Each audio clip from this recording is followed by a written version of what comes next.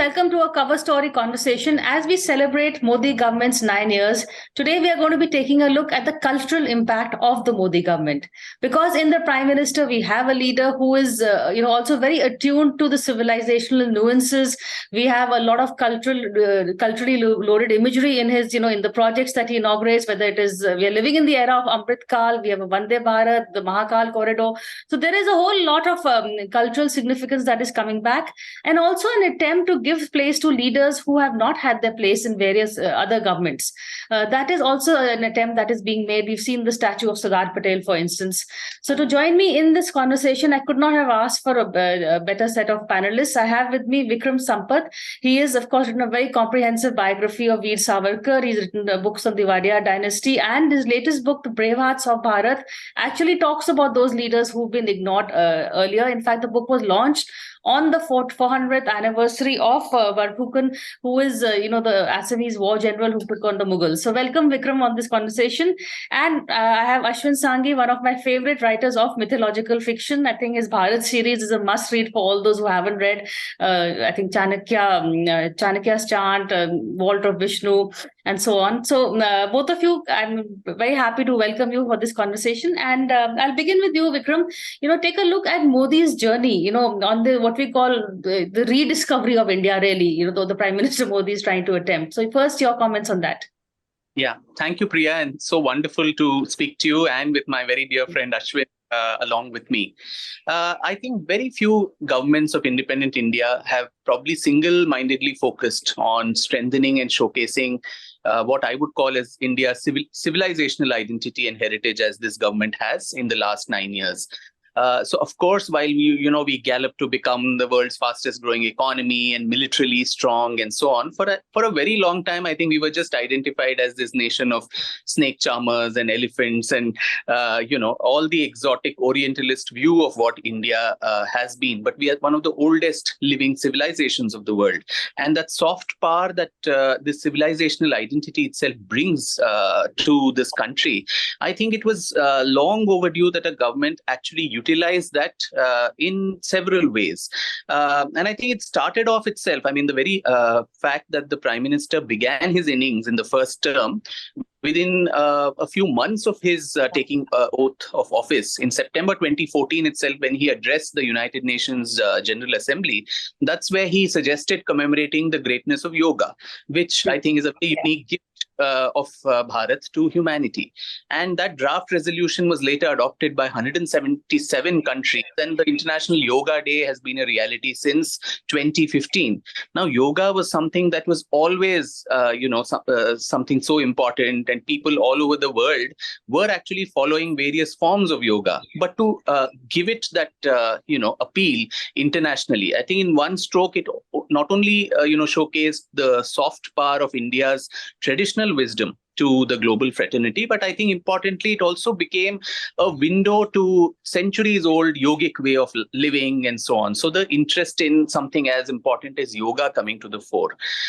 Similarly, another thing which had been long neglected, and I think the numbers speak for themselves, from independence till 2014, we just had about 13 smuggled and, taken away idols which were brought back to India. But after 2014, more than 200, idols which were smuggled or taken away by our colonial masters and others have been returned to India. And these are not just artifacts. I think a lot of them, like Chola bronzes, you had the Ma Annapurna idol, which came back to Kashi, consecrating them, creating a very joyous cultural reawakening among people. And let's not forget the Sengol also. Of course. Of course. How can we forget that? How can we forget it? Well said, Ashwin. So, Priya, I think, when we talk of colonization, in my view, as a historian, I would see it in three dimensions. One is, of course, political subjugation, which is relatively easier to shake off. Of course, it's a difficult task to undertake a movement for liberation, which India did. And after a very long, laborious freedom struggle, we got our freedom, political freedom. The economic subjugation that colonialism brings is also difficult to shake off because there have been centuries of exploitation of economic resources. But after 75 years, as I said, we have overtaken our colonial masters. We've become the fifth largest economy. And as per the IMF projections, we may become the third largest economy after US and China. So even that is relatively easier to achieve. The third dimension of colonialism is the intellectual and cultural subjugation that it brings about. So to shake that off, where there is generations of a slavish mentality that is embedded in your minds, to shake that off in this wave of what is popular across the world as decolonization, that is relatively much more harder than the first two aspects. And in that, the government plays a very important role. It's not only the government's task, it's also the common people's movement. It's the movement of writers, historians, the media, all kind of people who come into play to decolonize the mind. But I think that on that front, the Modi government in the last 9 years, according to me, has led from the front to begin this process, or at least start conversations on what decolonizing culturally actually means. But there are also, a lot of positives, but there are also some pitfalls of just, focusing too much on just, this whole cultural identity, which is just linked to just one, because India is known as to be a more secular identity. But Ashwin, first, I'll take your first comments on this whole cultural nationalism that is being unleashed by the Prime Minister and the BJP. Priya, first of all, delighted to be here. And of course, great to see both you as well as Vikram. I think my position on this is quite simple, that, if we look at our economic position, yes, we are the fifth largest economy in the world, but in per capita terms, we still rank pretty low. And the point is that, do we have the ability to punch above our weight internationally as well as nationally? And in order to be able to do that, I genuinely believe that one thing that we can use is so-called soft power.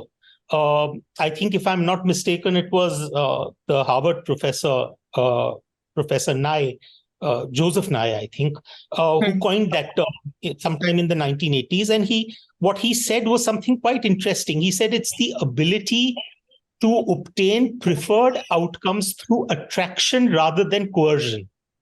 So, as against hard power, which was basically the so-called two M's, money and military, here we were talking about soft power, which was about inspiring optimism and hope, which was very distinct from hard power.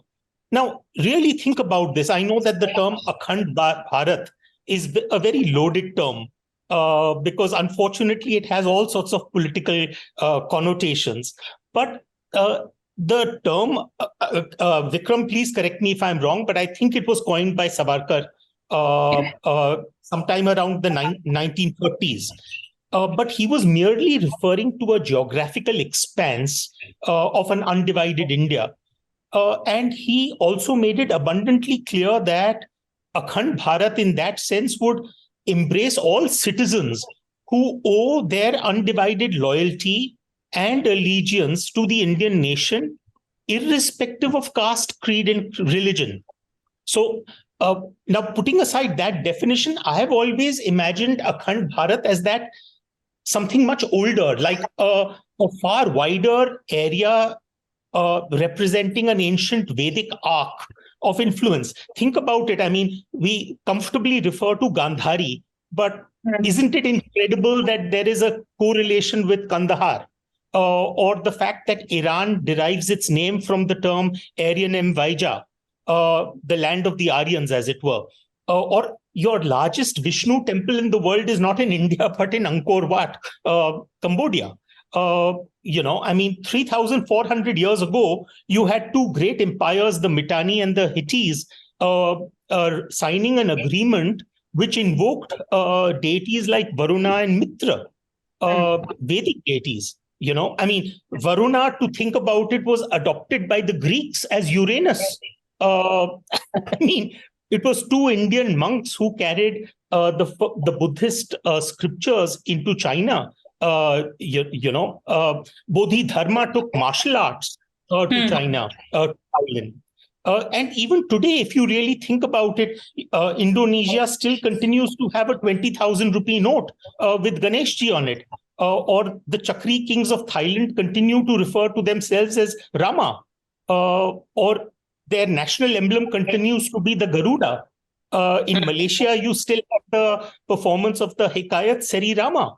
So the point I'm making is that if we are talking about internationally punching above our weight, I think that we are going in the right direction. We need to again leverage the soft power that we have always had in that so-called Vedic arc.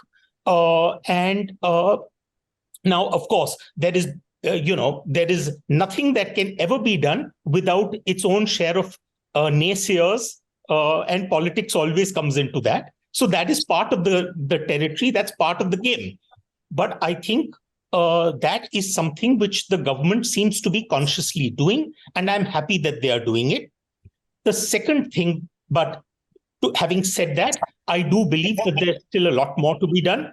For example, I cannot see as to why in 9 years we have made such little progress in terms of freeing Hindu temples, which were cradles of culture and local centers of history, culture, dance, art forms, and so on and so forth. Why we have done so little in order to free them from government control. I also cannot see as to why we have done so little in terms of actually putting together committees in order to revise and review the way that we teach history to our kids. If we are talking about decolonialization, it needs to start with decolonializing the mind. And I don't believe that we have achieved anywhere close to what we really need to do. Good points. In fact, is decolonialization, Vikram, also to just taking away all references to the Mughal era? We've seen whoever's been talking about rewriting history, they all are saying, why are there 3.5 paragraphs on Aurangzeb and only 3 lines on Shivaji? There is a lot more holistic look that one needs to take also. Yeah. Before I answer that, Priya, I think you mentioned earlier before we about being inclusive, not only one kind of theme. I think even there, if we see, we've had this. I think in 2015 there was an announcement of an international Buddha Purnima Divas because Buddha was born in India, and the whole appeal to the people of Asia through the binding bond of Buddhism. I think that was also a soft power that was waiting to be exploited, and creating things like a Buddhism tourism circuit. These are, this is not limited only to the Hindu faith per se, and even Sikhism. You've had the Kartarpur corridor, and for the first time, this 26th December being commemorated, not celebrated, as Veer Bal Divas in the memory of Guru Gobind Singh's martyred sons, the Sahibzadas, Zorawar Singh and Fateh Singh. How many of us even knew the story of these, brave children who were martyred at the behest of the Mughals, right in front of their grandmother? So I think it goes beyond just Hindus, faith, just the Hindu faith, and these are the Indic faiths. I mean, these are the faiths which have taken birth here. So if they are not commemorated in this land, where else would they be commemorated with the fanfare and the grandeur that they deserve to be commemorated? Now, coming to history, I agree completely with my friend Ashwin, and that's been my constant bone also. That it takes much less effort to probably have a real committee of scholars and intellectuals to sit and revise some of the books which have carried on canards for the longest time. And I've always spoken about how Delhi centric our history is. If you say history of India, it should be inclusive, where all parts of India, the south of India or the northeast of India, all these needs to be included. It should not be just a story of the invaders, but also of local heroes and heroines. And it needs to impart some sense of genuine pride about our own past, and not this self-defeatist, self-loathing kind of a narrative that normally the history of India, generates among the children of this country. So this controversy around the Mughals, I think that was misplaced, because I think the NCRT director himself came forward and said there's no such attempt to delete their this mention. I think they were just trying to rationalize the incommensurate importance that is given to them. I mean, there were larger empires like the Cholas, the Rashtrakutas, you had the Guptas, the Mauryas, and of course, the Vijayanagar Empire and so on. But the Mughals having 3 chapters dedicated to them is a bit unfair, because that again comes from this highly Delhi-centric mind that we have in popular imagination, whether it's history writing, whether it's even the media. You people in the media, I mean, I don't know how much Manipur was covered or how much the Assam floods get covered, but in Delhi, if in a university in Delhi, two groups of students throw some stones at each other, that becomes mainstream news debates for days on end, as if that is the narrative of India. So I think that is a problem which we need to go outside the NCR region and see that there is a lot more to India than just the confines of Delhi. Okay, I'm going to take a quick break and come back and get Ashwin's response on this, but after a very short break.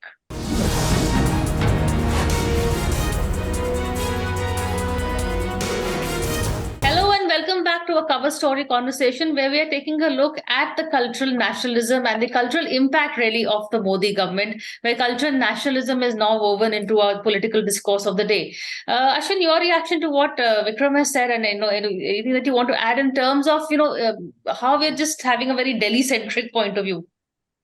So, I have always believed that, and of course, I will always defer to Vikram in this because he is the historian. I am simply the storyteller. So, in that sense, I always tell my readers when they read my books that please, for heaven's sake, please understand that I write fiction. But you know what? When I'm looking at the way history has been narrated, I'm realizing that a lot of our historians were also great fiction writers. And the differentiating between what is fact and what is fiction seems to be a big issue.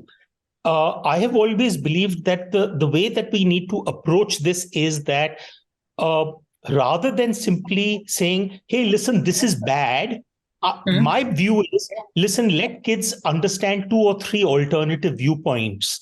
That, hey, listen, there is one section which says that, listen, the Mughal Empire was great and glorious, and probably that was true.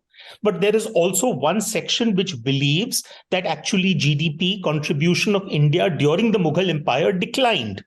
And if we simply look at the start of the Mughal Empire and the end of the Mughal Empire, there was an actual decline in the percentage GDP. Now, that doesn't come across. That holistic viewpoint does not come across. So, to my mind, I do believe that we need to do that. In the cultural context, I think that this word secularism, Priya, has now outlived its expiry date. I mean, I'm being honest here that it is so foolish because, think about this. We just saw the coronation of King Charles. And was all that Christian symbolism because he happens to be the head of the Church of England? Does it make England anyway less secular? Or, for example, the American president holds the national prayer breakfast. Does that make America the in God we trust country? Does it make it less secular? France officially funds Catholic schools around the world. Very few know that. Catholic schools are funded by France. But France wears its badge of secularism as a badge of honor that we are secular.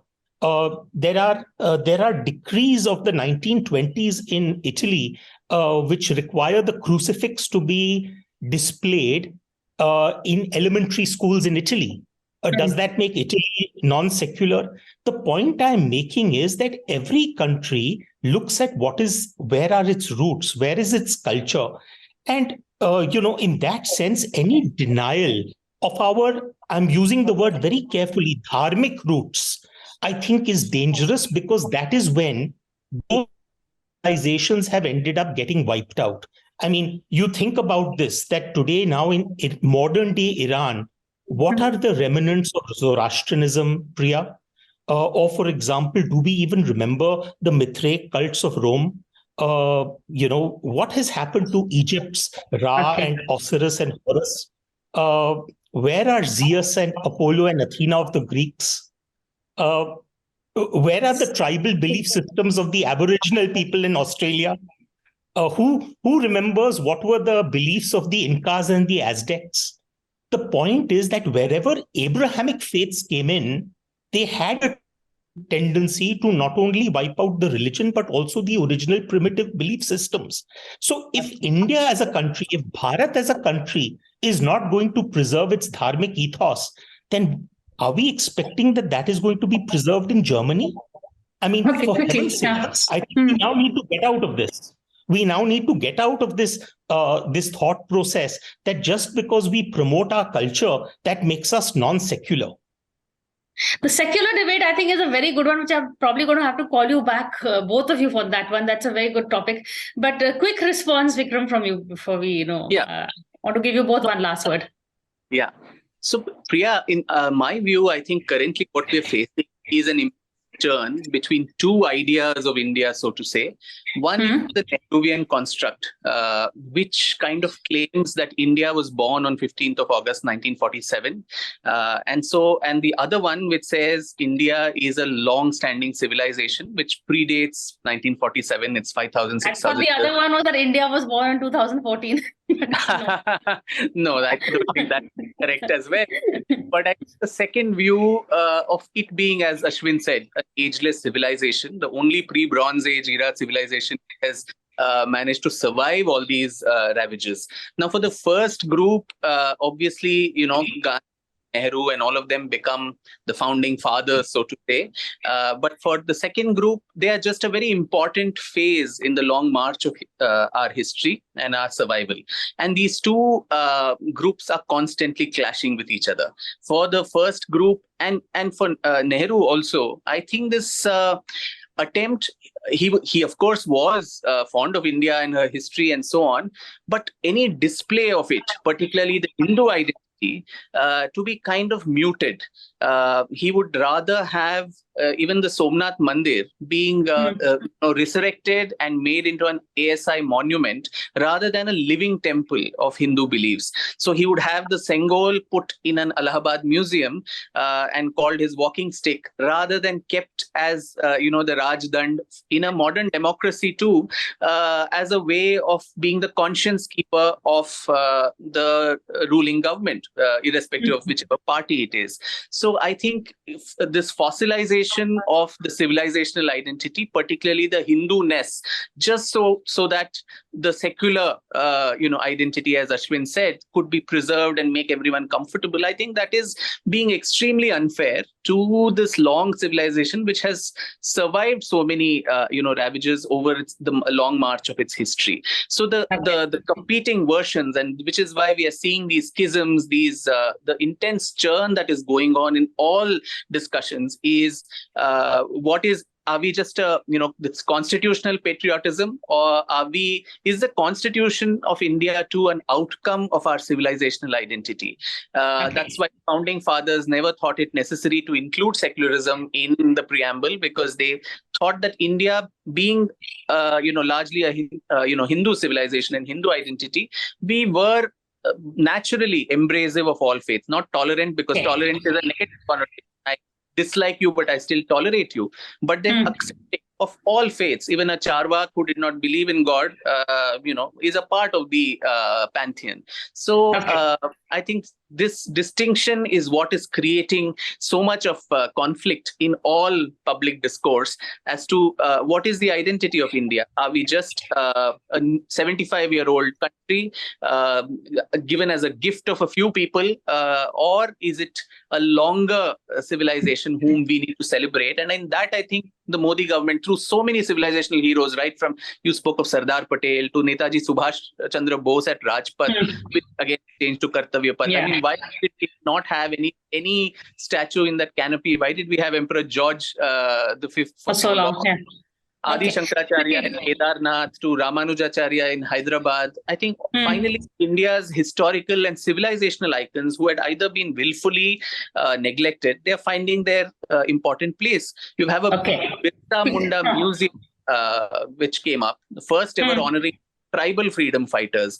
Why was that never done before? Quickly, I just want to give Ashwin the quick last word, because I get your point, and I think that is a good thing that is happening, which even your book also talks about a lot of heroes who've been ignored. But Ashwin, the last word on this. Priya, just taking off from where Vikram left off, I mean, yes, the preamble did not have the word secular in it. That was not to say that this was going to become a Hindu Rashtra. From 1947 to 1975, you did not have the word secular in the preamble, but it did not make us a Hindu Rashtra. And in fact, the preamble went on to say India, that is Bharat, because the framers of the preamble realized that you could not disconnect modern India from the ancient civilization of Bharat. And in that sense, they believed that Sanatan Dharma was almost an all-encompassing faith, a no-formula type of faith, where there was no single church, there was no single holy book that denoted authority. You could have 33 kotis of deities. You could worship in any way that you wanted, and you also accepted everyone. You could have Jesus on the facade of a temple. You could have Mahavira in your puja. You could have a photograph of Guru Nanak. And it was fine. It was all part of Sanatan Dharma. I have always joked that Sanatan Dharma is almost like an operating system. It's like one major OS, iOS, for example, and you can have millions of apps on that OS. And I think the founders of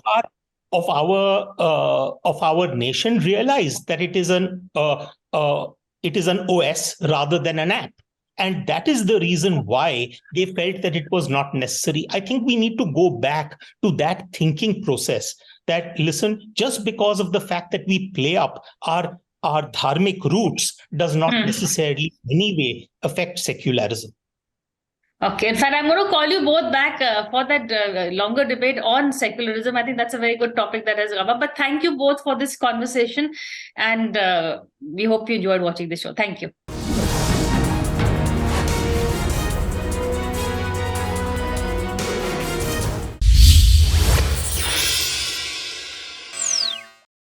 For more such videos, subscribe to the NewsX YouTube channel, hit the bell icon.